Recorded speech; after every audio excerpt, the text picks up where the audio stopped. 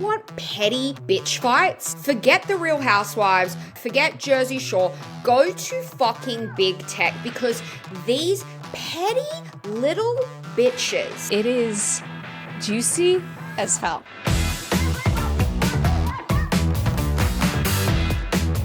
Guys, we're back. I'm going to be honest with you. We're coming in hot. I mean, look, I haven't even had a chance to color in my eyebrows. My hair's wet, lipstick. Sophie. Jessica's hair's wet. When we started this podcast a few months ago, we were unemployed, or fun employed, as you call it, before all your money runs out. And the company we'd been working for closed down. So we're like, let's start this podcast. Now we are both employed again. And turns out when you have full-time work, doing your little passion projects becomes a little more difficult. But we're here. We're here.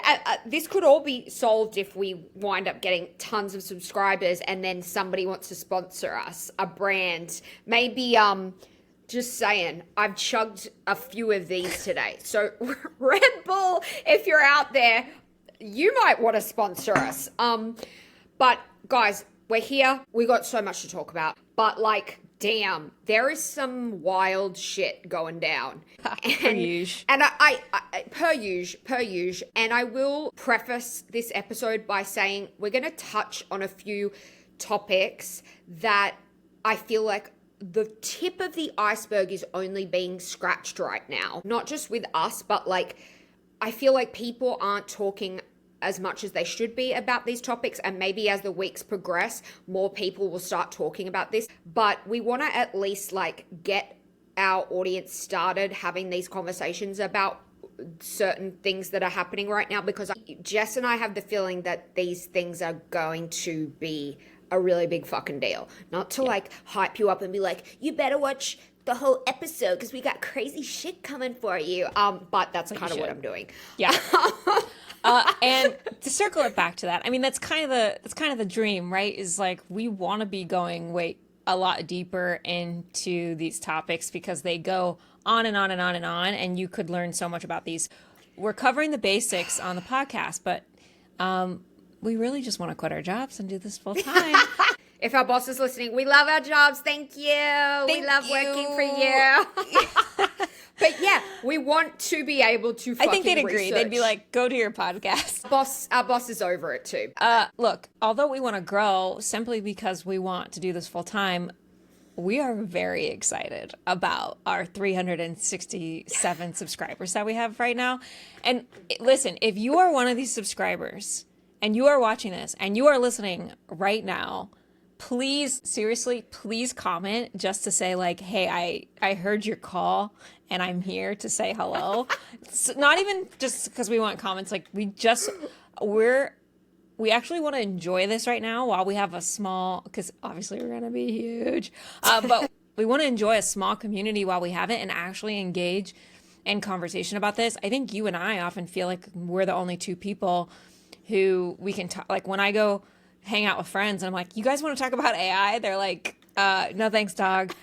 So if you want to talk about AI, we want to talk about AI. So if you're a subscriber and if you are actually hearing my words right now, please stop and say hi. We want to talk to you. And we want to take note of who was here early. And then eventually maybe we'll have a little private party of our first 300 subscribers. And the beginners, the beginning squad. Yeah. The beginning squad rave. We'll have a rave. The OGs. Yes, the OGs. We'll have a rave. I love that. I mean, I'm dressed for the rave right now. You are. No, it's true. And I agree, Jess. Like, already we're having some people chime into our comments with some super insightful conversation. You know, we've said this a bunch, but I'll say it again. We want these conversations to be robust, and we want this to be a place where people who don't know a ton about tech, but want to stay informed about what the fuck is going on with big tech, because big tech is infiltrating our lives more and more every single day. But we want this to be a place where you can come and talk about that stuff and be as much of a layman, as much of a novice. You don't have to come and comment with all these technical terms. if you want to, that's cool. We might not understand them, but let's like get that conversation going, because I think, as we've said before, so much of the conversation right now is happening only with people who are in the tech world, and so many other people are just like, I don't fucking know what this is, but it feels icky and it feels weird, and I don't want to get involved, but also I'm scared that if I don't get involved, it'll come out of nowhere and slap me in the face, and there you go. And you make such a good point too, which we've talked about this, which is like, often Sophie and I feel like, we're ready for the tech bros to come at us. And I think what we've learned through our research is that it's often the tech people who are software developers, not always, but when you are in that world, your perspective of AI becomes your truth. The tech industry is a really insulated ecosystem that has a genuinely skewed view of AI. Even though they know a lot about it, they have a skewed view. And we really see this in a lot of the big podcasts and news outlets that you and I use as a resource are often people who have an incentive to be friendly to tech companies and be friendly to AI in general. We're not in a space right now where a lot of people can talk openly against AI. Like, it's just the truth. A perfect example is our favorite podcast. One of our favorite podcasts is the New York Times Tech Podcast. And one of the hosts is dating someone from Anthropic, and the other one is a big reporter at New York Times. Like, they're not as able to talk freely and openly about AI as you think they are. So they're not really in a space to be super critical of a lot of AI efforts. And they do a good job of being neutral, but like, we're not looking to be neutral.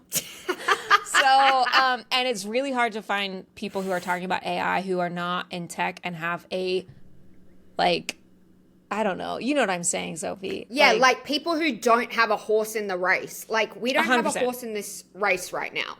Until someone pays us to keep our fucking mouths shut, we will be yapping away. And I'm kidding, guys. We won't sell out, but for the right price. But yes, I think we've said our spiel. Come one, come all. And get spicy in the comments if you want to, like, get a little, like, we're okay being savage. And also, if you disagree with something we're saying, pop on in and let us know your thoughts. Let's be respectful. Let's be kind to each other. But pop on in and tell us if you think we've got something wrong, because we're learning as we go. Mm-hmm. And having said that, we had a very insightful comment from one of our subscribers. Jess, do you want to read this out?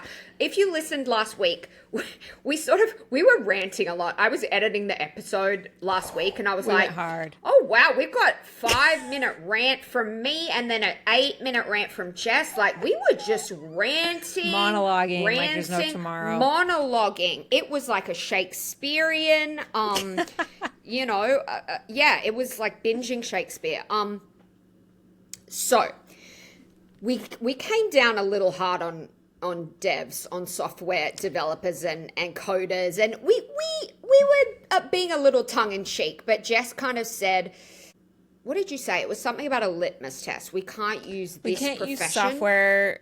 So the biggest news headlines you're hearing everywhere are that not only are white-collar jobs being replaced, but that software development is over, meaning the people who code don't need to code anymore. And a lot of companies are coming out and saying coding is gone and coding's being replaced. So that means all white collar jobs are going to be replaced soon. And that coding is just the first thought.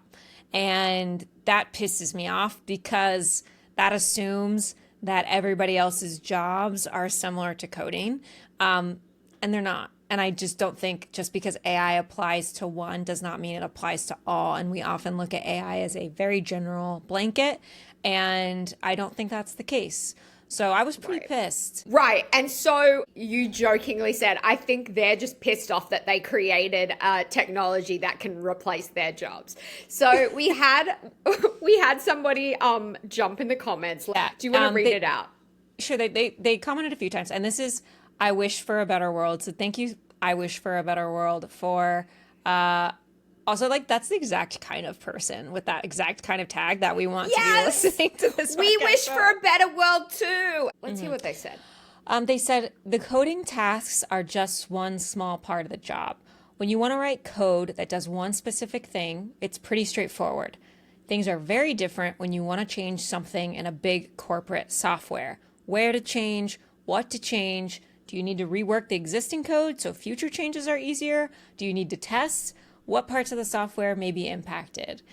And that just really illustrated exactly what we were trying to discuss, which is like, I know I'm saying software devs, they're just mad because their jobs are being replaced, but I also agree that their jobs are not fully gone. I mean, yes, a junior developer whose one job was to write code based off a task, that is going away, which will have a giant impact on the future in 10 years. When all your developers retire and you don't have any up and coming coders, that's a bigger problem. But yeah, it's like, again, we do more than one part of the job. And I just, AI agents are nowhere close to solving the other critical thinking tasks that happen around coding. So I feel like it's just, these CEOs are just saying this shit to get everybody hyped up. But the reality is, maybe you're not hiring junior developers, but if you're planning on growing in 10 years, you're going to be fucked. I mean, I guarantee you a bunch of kids who were planning on being computer scientists in college are no longer planning on it.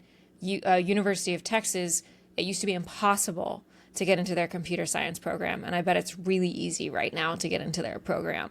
And so we're going to have a shortage of computer scientists and software developers in a few years. And on top of that, we're not going to have hired any young ones to train into senior developers. And I honestly think as fast as AI is moving, I still don't think it's going to be able to solve the critical thinking skills that you need to develop a really large enterprise corporate software. And they're really fucking themselves and not thinking long-term at all just because they want to make a quick buck. So I think I Wish for a Better World really illustrated that. And thank you for commenting. We just want to talk. We just want to talk, guys. We just want to exchange thoughts. Okay, so please keep commenting. And we did ask people at the end of last week's episode. We were like, tell us what kind of job you have, whether you're worried about AI replacing it, what your duties are, what duties you think could be replaced by AI. So yeah, let's keep the combo going, guys. Let's go. Shall we move on to just the cringiest fucking thing I've seen in quite some time? Last week's episode was pretty dark and serious. And so we were very delighted that this news came out, which is barely news. It's just more like fun. So if you didn't know, India is really, what is the word? Not revving the engine on AI. And they're really investing a lot in AI. And they're like, we're talking about the race with China, but India is all in on AI. And so they had this big AI summit with the prime minister, and he, made all the AI tech CEOs come out, including Sam Altman and Daria Amodei. And at the end of the summit, the prime minister awkwardly had all of these AI leaders come up, and he made them basically do a curtain call and hold hands like, as in like to represent a united front, and hold their hands and raise them up high. And that alone is hilarious. And then maybe, Sophie, tell us what happened next. And I'm going to play the clip. Okay. So yeah, as Jess said, it was awkward to begin with. There was no way it was not going to be a teensy bit awkward.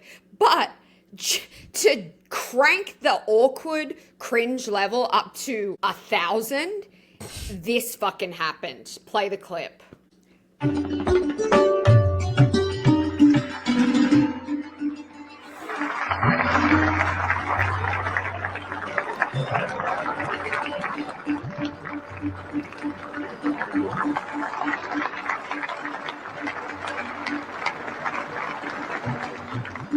Thank you, tech leaders. Awkward. Okay, was that? I'm upset. Okay, I'm obsessed with this video for so many reasons. Is it the Indian music and then it finishing with the man saying thank you, tech leaders? Like the whole thing. Oh my God. I'm obsessed with like getting into the mind of Dario Amodei and Sam Altman So Dario Amodei is the CEO of Anthropic, and Sam Altman is the CEO of OpenAI, and they are arch enemies right now, especially right now. They are at war with each other, and they kind of represent total opposite characters in the AI. Let's be real, the drama. If you're listening to this and you're just now starting to listen, like if you love like Real Housewives, if you love reality TV, get into the corporate drama world because it is my juicy God. And as hell. It's so juicy. And let's give a shout out to a podcast that you and I both love, Corporate Gossip. They did a whole series on Sam Altman, which was juicy as fuck. But Jess is exactly right. If you want petty bitch fights, forget the Real Housewives, forget Bachelorette, forget Jersey Shore, go to fucking big tech because these petty little bitches. I mean, can you imagine two women? If you're just listening to this, we should say, because we do have some people who don't watch on YouTube and they only listen to the audio version. So if you're only listening to the podcast and you can't see this on YouTube, basically all of these leaders were up on stage and they were asked to, as Jess said, do like a curtain call and raise their hands. And everybody did it except for Sam Altman and Dario Amodei, who were standing next to each other and refused. They were basically in a standoff, refusing to hold hands with each other. And then they were looking down at their hands and everybody was kind of looking toward them, being like, guys, are you fucking serious? And they were serious and they refused to hold hands. And instead they just basically like lifted their closed fists into the air without touching each other. It was literal high school. It was high school and bitch fight vibes. 100%. It felt like, I don't know, it's so cringe. It was absolutely pathetic. And just for context, so most of you know I have a daughter. She's 6 years old. So Jess sent me this video and I was looking at it and I started laughing. And my daughter was like, Mummy, what are you laughing at? And so I showed her. Because if I don't show her, she's not going to fucking understand this, but if I don't show her when she asks me to show her something, she will pester me until the end of time. So I was like, here, I'm looking at this. And she was like, what's that? And I'm like, oh, well, it's these two guys. They're at this thing. They're all supposed to hold hands and lift up. And these guys are enemies, so they don't want to hold hands. My 6-year-old daughter then said, what? That's so stupid. They only have to hold hands for like a second. There you go. Truth. And I was like, good point, Goldie. You're absolutely right. Like, it's just fucking put your ego to the fucking side. If a 6-year-old child can see that you're acting ridiculous, like, how did you get up on stage and do this? It is so... It's just hilarious. Okay, that's that. Anyways, we had a chuckle and we love drama. Like I said, when we first started this, it was Sam was beefing constantly with Elon Musk. And I was actually on Sam's side for that fight. I was like, this is fun watching someone just make bitchy comments to Elon. And then I really turned hard against Sam. For any of you who've been here for a while, you know I hate him. I've been on a journey. I love it. I love the bitchy corporate big tech bro drama.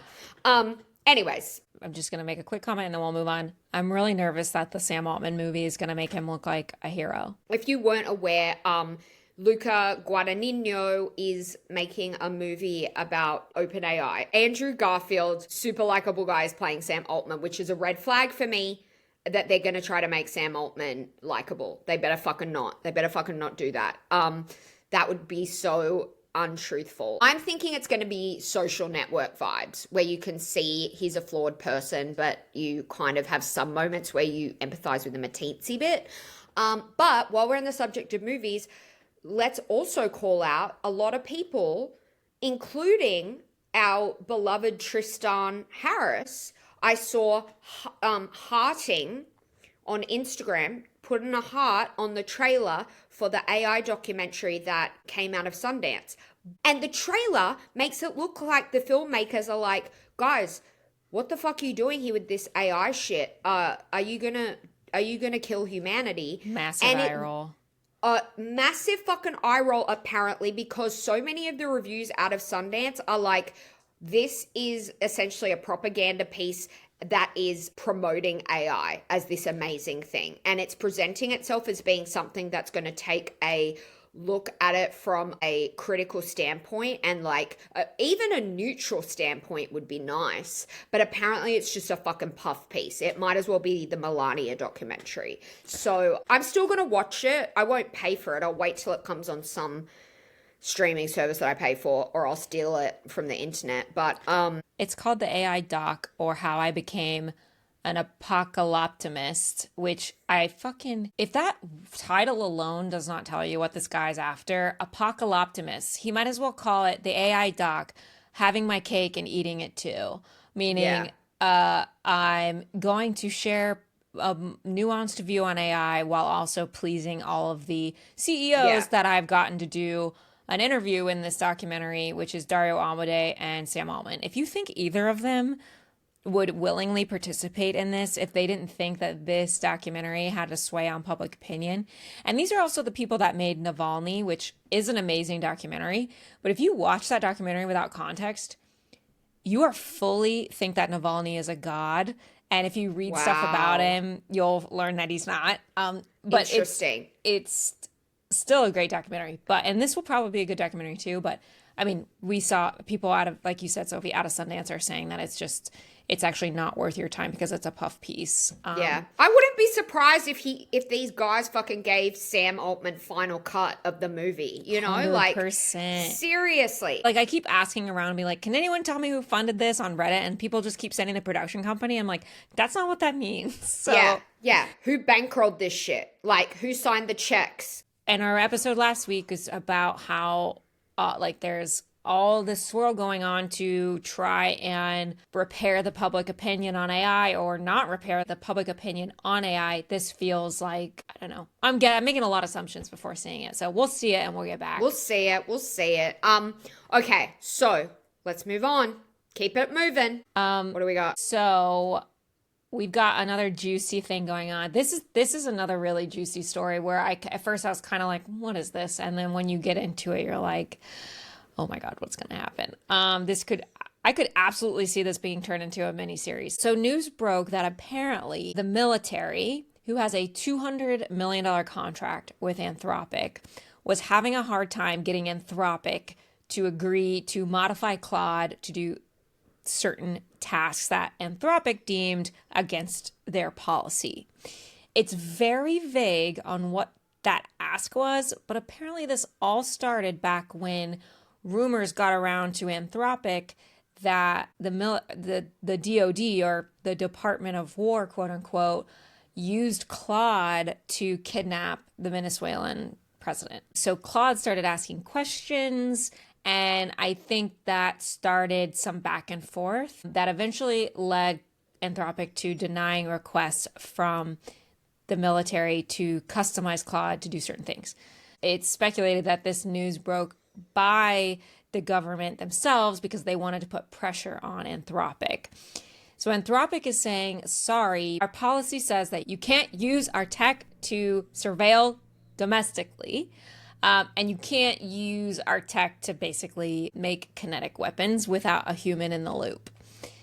And that's clear in their policy in the contract that they signed, that Anthropic signed with the DOD. So I guess it all came to a head, and then Pete Hegseth went to the press to put pressure on them and said to the press, if Anthropic doesn't get in line and ignore their policies and let us do what we want, they are a risk to national security, so they better get in line. And if they don't, we're going to obviously work to cancel the contract, but we're also going to label you a supply chain risk. And when you label a company a supply chain risk, nobody in the government is allowed to even touch them, which is very detrimental. Like, it's basically a company killer.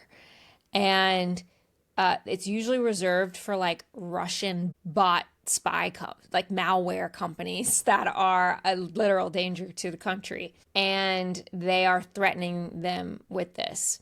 So when I first heard the story, I had a big eye roll because, look, I'm a little conspiratorial out the gate sometimes, and I have to sort of be talked down and read the facts. So when I first heard the story, I was like super annoyed because Anthropic's, what did they think was going to happen when they signed a $200 million contract with Trump's administration. It's the fucking Department of War, bitches. Like, you basically did a deal with the devil, and now you're like,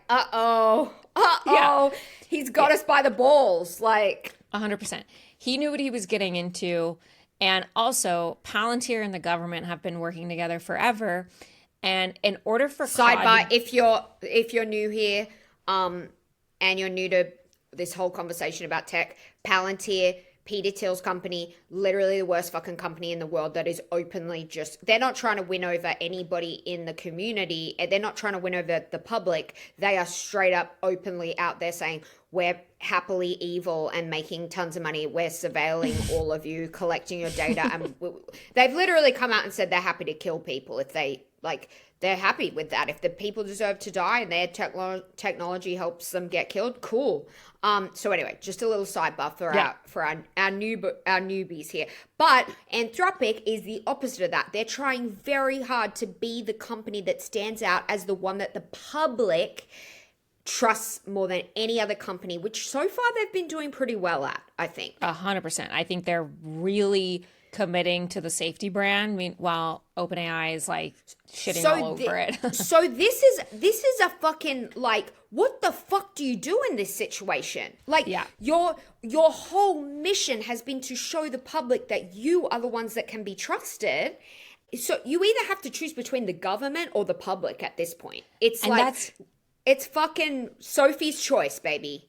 And that's why this is so juicy. And so Pete Hegseth and Dario Amodei, they had a meeting on Tuesday, and we don't really know what was said in that meeting, but they came out of it, and Pete Hegseth told the press, Anthropic has until Friday to cave, and if they don't, they'll suffer consequences, and we may even label them a supply chain risk. So Sophie, I really think we should record like a soundbite on our phone, because this episode will air after Friday, but I'm going to be so locked in on Friday, and we're going to find out if Dario chose the people or he chose the government.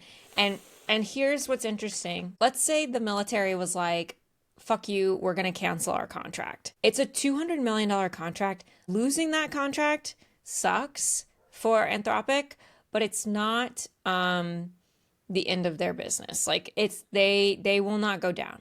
What will hurt them is if they're labeled a supply chain risk, or if the Trump administration just decides to go even more ham and hurt them. Do you know if any of the other AI companies like OpenAI or, Google or whatever, do they have contracts with the Department of War? That's a very good question. Yes, they do. However, Anthropic's contract is special because they're the only company that has a separated. I gotta stop doing emu hand. Emu. I have emu hand. If you're watching the video, when I am doing a rant, my little emu friend comes out, and he's my safety emu friend, and he just hangs out here while I talk. It's your emotional support emu for when you get fired up. And he sometimes looks at me. Okay. But Anthropic is set up Claude for the military on a separate, totally private server for classified work. So they are the only classified work approved AI, which is hard to do. To set that up is really hard. The reason that they have to even have this argument is because the military's fucked if Claude goes away, because they don't have a backup plan, and that's really hard work. They are working to diversify that. That's been the mission the whole time, is to make sure, and this is what most big companies that engage with AI at an enterprise level do, is diversify. You'll often find that big corporate companies don't have one contract with one AI, frontier AI. They have them with multiple, because it's actually less risky, and they want the best of the best, and it's just good to diversify there. And that's actually mandated by Biden and the Biden administration, that these companies, that the government diversifies their AI contracts. But the problem is they only have Claude set up at a classified level. Interesting. Okay. Wow. So they have a little bit of leverage. Like, because if the government wants to be like, fuck you, bitch, you're out of here, you're shit listed, they're going to have to kind of start from scratch and with their... 100%. Okay. So there is a little bit like, we don't really know how this is going to come out, but I often Trump makes sure that anyone he's in a negotiation battle with doesn't have leverage. And if they win, then they suffer even more sometimes. So, but if they label Anthropic a supply chain risk, they are in big trouble. And this led me to wonder, like, from many people's POV, Claude is just an LLM. It's like, how are you using an LLM to kidnap a Venezuelan president? So I really dug into this, and I'm not going to get too technical. I'm just going to sort of explain. I think it's helpful for people to understand what's really happening under the hood when a military really relies on AI. So if you think about it like this, imagine you are military personnel and you work for the DoD and you're sitting at your computer and you're ready to use AI to do your mission. So what they're going to do is they're going to open a software. What they're opening is a special software developed by Palantir. So Palantir has made the interface. So anytime you open an app on your computer, on your phone, what you're looking at, what you're clicking on, the buttons you're clicking on, that's the interface. How everything plays out, where everything goes, how everything connects together, that's the interface. Palantir is the face. Now, the brain underneath the face is Claude's model. So you and I, when we talk to Claude, we are interfacing with the chatbot. But underneath the chatbot is the brain, which is the model, which is just a bunch of code. So what Anthropic has done is they have gotten Claude's brain and they've modified it and they've injected it with more military information, more custom training on military procedures and do's and don'ts, and way more classified documents and all the classified databases. Isolated it in a separate server that cannot be accessed by the internet, by Anthropic themselves, and put it off in this classified area. And then Palantir has come in and built the software over it.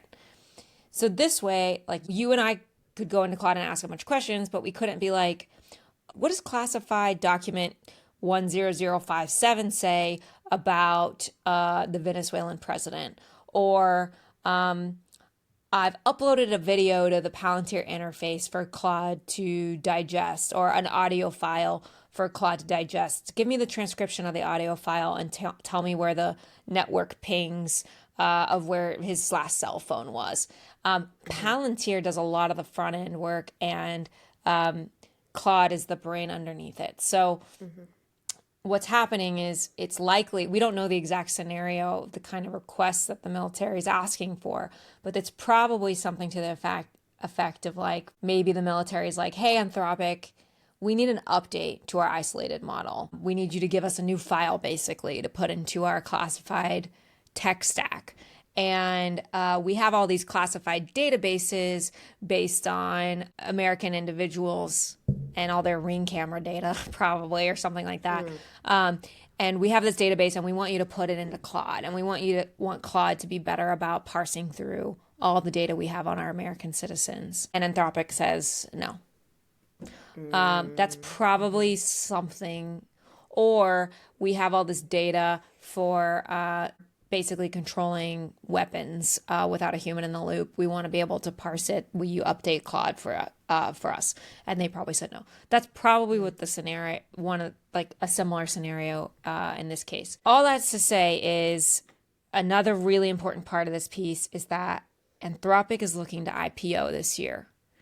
And do an initial public offering and become a public company. And if they have major mistrusts with the public, then that really hurts them. They really want to have a good IPO, and they need the public on their side in order to do that. I'm really excited to see what happens Friday, because I really don't know. Do you have a prediction on what you think is going to happen? Like, I have no clue. I really think if Dario folds and bends the knee for Hegseth, I think this story will ripple out. And as we've talked about before, we feel like Anthropic has been playing the long game in terms of gaining trust with the public. It sat back and it wasn't the front runner. While ChatGPT, everybody was using that as their default LLM. When you thought of AI, you literally thought of ChatGPT. It was like one and the same. And they were playing the long game and slowly building trust and building their brand. And I think that would all be just completely flushed down the toilet if he bends the knee. If I was Dario, I would be like, fuck it, we've played the long game this far and we're going to keep playing the long game. And if that means we get on the shit list, what do you call it? A public... the supply chain risk. Supply chain risk. If that means we get on the supply chain risk for 3 years or 2.5 years, so be it. And then hopefully when the next administration comes in, praise be, it won't be the Republican Party if we even get another election. But hopefully at that point, Anthropic would be the front runners. Hopefully, I mean, maybe I'm fucking completely naive and delusional, but you would think it would look good for an administration who wants the public to sort of try to get on board with AI. Yeah. Right? Yeah. To partner with an AI company that was trusted. That would be a great look for a new administration to be like, hey, remember how these assholes who were trying to surveil you, and this AI company said, no, we are not going to surveil the public. And then who knows what will happen? Maybe they'll go to OpenAI and Sam Altman will be waiting in the wings being like, we'll help you surveil. But what a great hero arc. Yeah. Yeah, what a great hero arc for the government so right. to say like, hey, you know what? Like, we're now going to partner with this company who rejected the idea of surveilling you so you can trust all of us. We're the trustworthy ones. I mean, It's going to be bullshit a bit. They're still going to fucking like be doing shady shit. All governments do, all big tech companies do. But it would be a great look. It would be a great fucking look. Totally. For everybody.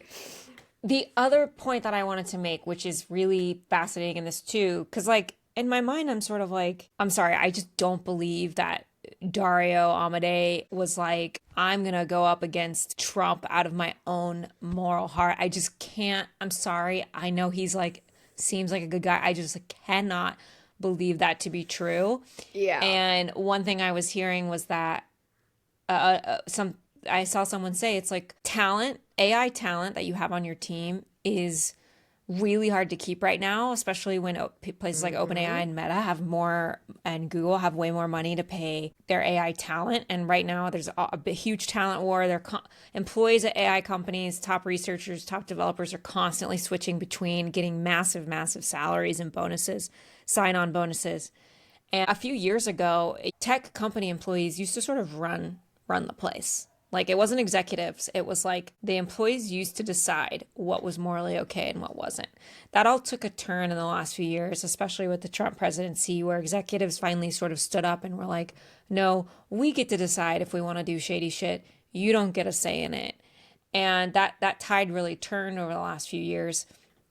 But with this ICE stuff, employees started standing up again. Google has really put a bunch of pressure on their leaders, and we just saw at Palantir, Alex Karp was forced to address the fact that he works so closely with ICE, which also hilarious. Like people working at Palantir are like, wait a minute, are we helping ICE? This has been going on since 2019. It's insane. It's like working at Big Tobacco in this day and age and being like, wait a second, cigarettes are bad for people? Like, come on. Like, it's kind of like, all right. But to that point, he is probably getting pressure. I mean, Dario's not the one fielding questions from a DOD employee asking for Claude updates. I'm sure that his people have come to him and being like, we're not doing this. And Dario's probably getting pressure from his own employees. He's probably worried about that just as much as he's worried about public opinion. Mm-hmm. So, like, he could lose massive talent if he sides with the government, which I love. I love that because people get into tech because most people get into tech, at least in the old days, because they dreamed of a better world. Like that's a lot of what people see in the future of tech. So especially these people who commit their life to researching technology. So I'm so here for this juicy story. God. It's so good. I can't wait. So, okay, we'll add a little soundbite once this news break, because we're not going to publish this episode until Monday. So we will add a soundbite on Friday once we find out what the fuck Dario did.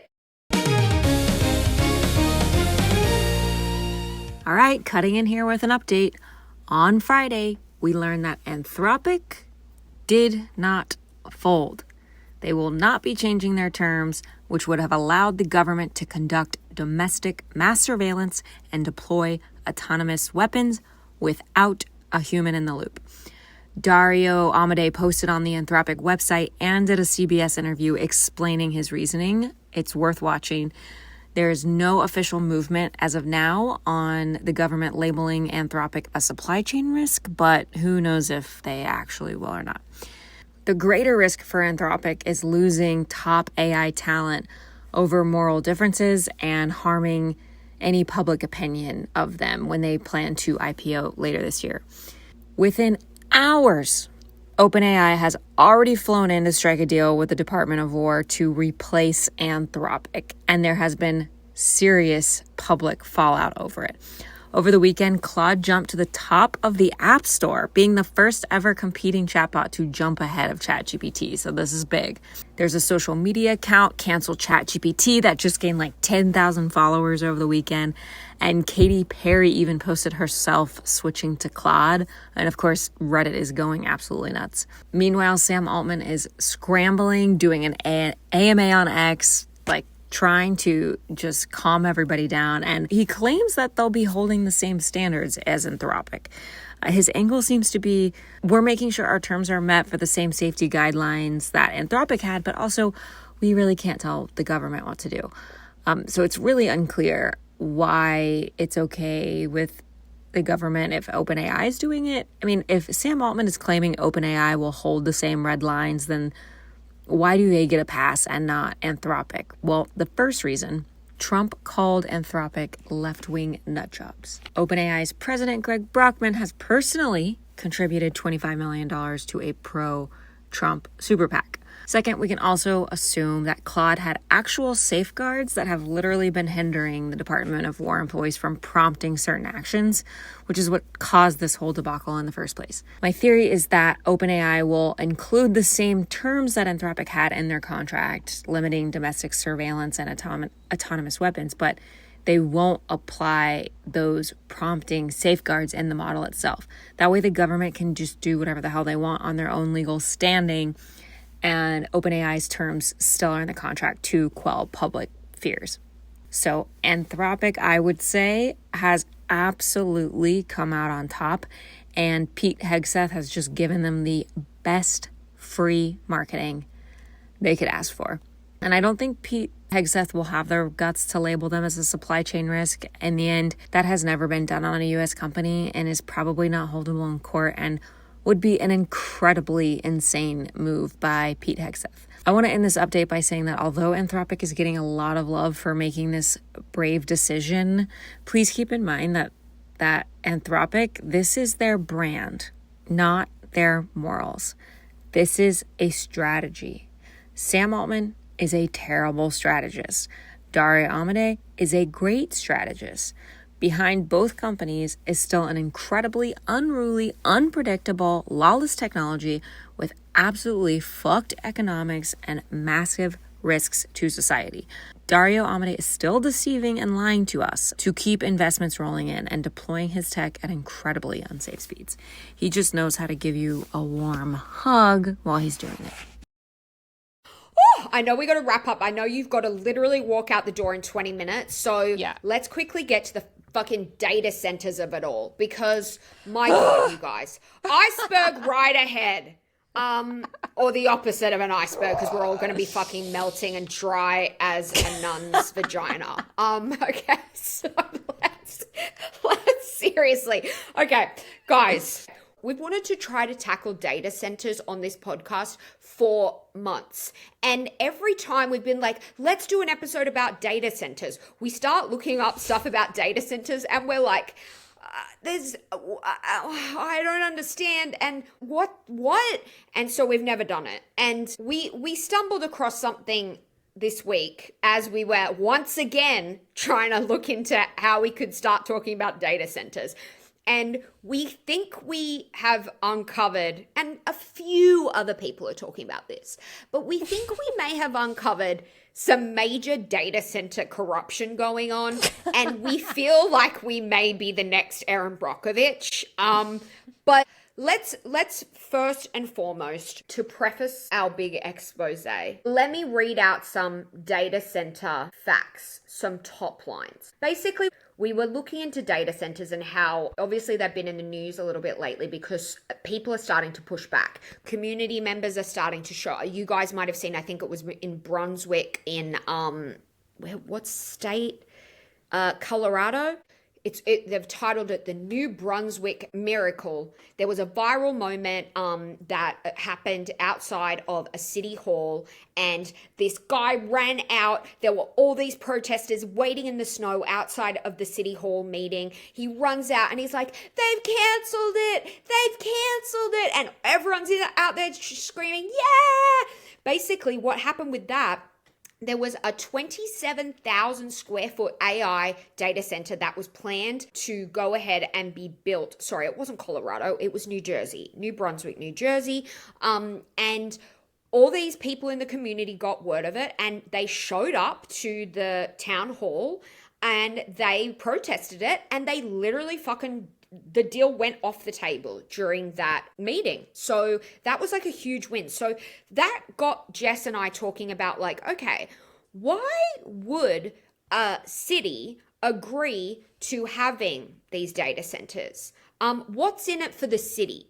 And we started doing some digging about like, what's in it for them? Why would anybody actually want to do this for their community? So before, Jess is going to tackle that side of things. Before we get into that, let me read you out a few of the reasons why you wouldn't want to have a data center in your town, in your city. Okay? Here's just a few little facts for you. First and foremost, the rate hike disaster that happens when a data center comes to your town. So in Virginia, there are a lot of data centers. And in 2005, utility companies requested over 29 billion, that was billion with a B, bitches, in rate increases to fund grid upgrades for data centers. Okay? 29 billion in rate increases. Okay? That means that the residential prices of electricity spiked by 267% in just 5 years. And that's effectively making the citizens of that area pay the electricity bill for the big tech AI companies, right? So right off the bat, that seems like enough to just be like, abso-fucking-lutely no, get out of our town. We don't want anything to do with you.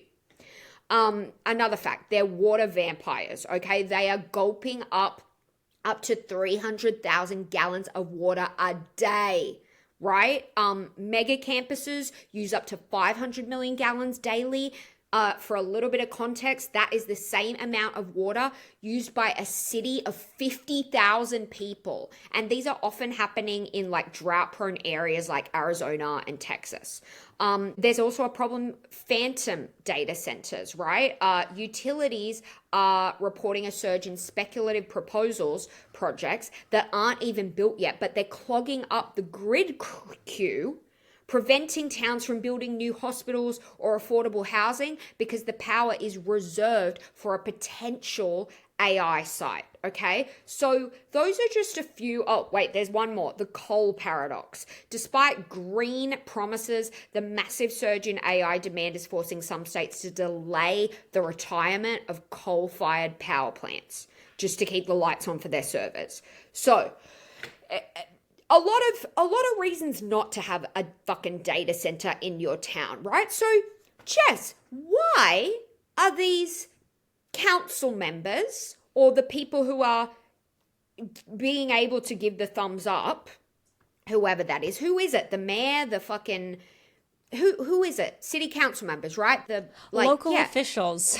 Local officials. Why would a local official agree to something like this? Well, you might think, does it create more jobs? And yeah, actually it does. But for just like a minute until the data center is built, and then those jobs are gone. And also, they're not new jobs. People from out of town are moving temporarily into these areas to complete the build out, and then they leave, leaving only you don't need a lot of people to run a data center once it's built. So yeah, you create new jobs for a little bit, but then those jobs are gone. And you'll hear that all the time, that we're creating new jobs, That is absolutely a cover, and the only really benefit that they're trying to advertise when building a data center, because there's not any other good one. The other thing you might tell yourself is, well, what happens is you get a data center, they have to pay a shit ton of property taxes, and you can use that tax revenue to build new schools and improve your community. Well, what's happening is that these cities are competing with each other to get these data centers to build in their city. So they're offering insane incentives, tax incentives, to these big tech companies to choose them. So they're not, in a lot of these cases, these people do not have to pay property taxes for 5 to 10 years. I mean, if not more. They are not providing any revenue to the city. And they are driving up costs temporarily in nearby areas, making it hard for people who actually live there and don't work at the data center to afford. So yeah, it's I was really shocked when I was seeing how crazy these incentives are, and that these jobs are just short term, because yeah, you add that on top of all the environmental issues, and you're just why? Who are we benefiting? And here's a few reasons why these data centers are successful for the majority of the time. Surprisingly, one of the main reasons is threat of litigation. There are some really specific laws that allow tech companies to sue towns if they say no, because just because it's a data center, they're not really allowed to exclude them from having the right to buy out land for their data center. And that was actually, these laws were developed to protect citizens. For example, if a government's hey, actually, we want to take your house so we can build a road, they have to compensate you, right? That was built for the people, but now it's being switched around and used to the benefit of tech companies. So there are cases that happened in Michigan where a tech company will sue the shit out of a small town who does not have the power or resources to fight back. NDAs. So somehow, this happened in Virginia, 25 out of 31 data center projects involved NDAs between the government and the big tech companies. And they just operate really quietly, and the town is literally not allowed to even share development plans with the town. On top of that, there's also, despite there being no benefits, there's a fear of being blamed for losing $1 billion investment. I mean, this for a local official who wants to be a politician or who's in charge of keeping the town running, if you say no, the podunk town next door gets it, and you look like you're just not accepting, I guess, city growth, even though there's really not much to benefit from it. Okay, in Lacey Lakeview, Texas, the mayor defended a $10 billion data center proposal despite organized community opposition, calling it a paradigm changer for the city's tax base and the solution to years of underfunded streets and services. But the truth is, they're not seeing that revenue, and there's no way for the community to really have a say or understanding of where that tax revenue is going. The other thing is top-down political pressure from governors and federal government. So imagine you're a small town mayor, and you have big dreams just to work your way up in the world. Your town isn't that special. Imagine someone comes to you and says we're a really, really big, rich, and powerful tech company, and we have chosen you. We have chosen you in your town, and we want to build a data center in your town. And if you help us out and you're good to us, we're going to help you out. And we're going to tell the governor, and we're going to tell, maybe we'll even tell the president how helpful you were in helping us get this data center. Who, like right now, tech is way more powerful than the people. In the current era we're living in, why would you listen to the people in this case? So there's a lot of pressure coming in. Not to mention massive amount of lobbying and soft influence at every level with data centers. There's a data center coalition funded by Amazon, Google, Microsoft, and Meta, and they are putting a lot of money into op-eds and local newspapers and county commissioner meetings just to sway people to agree to data centers despite it not being beneficial for their town.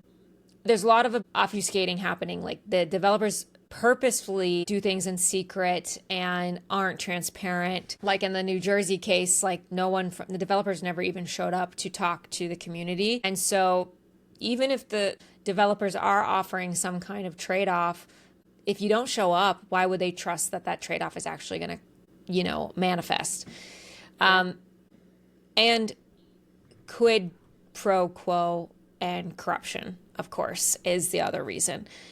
Now, there's no record in the U.S. of, there's no actual evidence that anyone pocketed personal money to allow a data center in their city. There are cases of this internationally, by the way. There are definitely international cases of bribes being taken. There are no actual cases in the US, but the reason for this is because there's nothing illegal. So a bribe is only illegal if a tech company says, I will give you this if you give me that. It's not illegal for you to be like, build this, and then I'll call you in a few months and we'll have a really nice conversation about all the things I'm going to give you. That's technically not a bribe. That being said, in Kentucky, a deputy judge executive secretly recorded a meeting where a data center developer allegedly promised to build a sports complex and a swimming pool for the county in exchange for allowing development. He was fired for making the recording. And the judge was fired? Yes, for secretly recording, which I think is actually illegal, but at the same time, he got in trouble for it. The Attorney General's investigation focused narrowly on whether direct cash changed hands, not on the broader pattern of secret meetings and promises. So like that wasn't even a part of the issue. Wow. But again, it's like you can be promised these things afterward and you don't know if you're going to get them or not. And there are probably cases where a data center might improve a town, but the trust is so low and there's such little benefit to these towns. But there are cases emerging where cities are fighting back and they're able to come to mutually beneficial deals with these data centers. They're saying, great, you know what? We will accept this, but this is going to be an agreement between us and the public. And if you want to build a data center in our town, you have to do X, Y, and Z. And if we're going to allow quid pro quo, we should amp that up. I don't understand why that's not par for the course. That should absolutely be the first conversation. It shouldn't be you get to allow us to build a data center in your town. It should be, here's what we have to offer. We're going to hire 4,000 teachers in your school or in your town. We're going to build 4 new middle schools and a giant new football field. And we're also going to give you a public park. And we're going to offset your environmental costs. We're going to pay for your electricity. Like they've got the money. If they need these data centers so bad, absolutely. If you have city council meetings coming up in your town, there's probably talks about a data center being built. The biggest reason this is happening is because probably it's a boring topic and people aren't going to their city council meetings. But the people in New Jersey stopped this from happening. People in other states have let it happen, but with a price.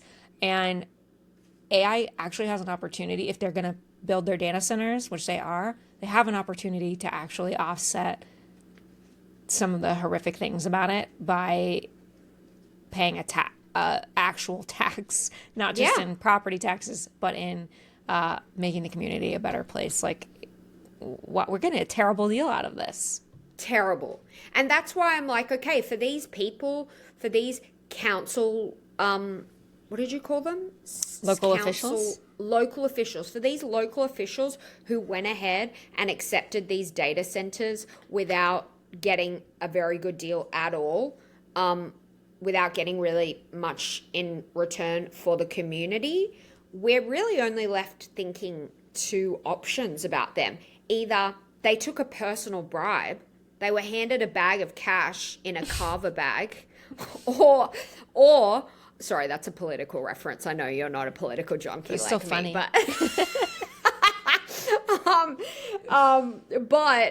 or they were really dumb and they didn't do their research and that's a problem too. You know, like maybe they were just like, oh, you're telling me there's going to be jobs? Yay! I'm not going to look into it at all. I'm just going to sign right here and la la la la la. Like, so that either way, they look bad. On your point, you know?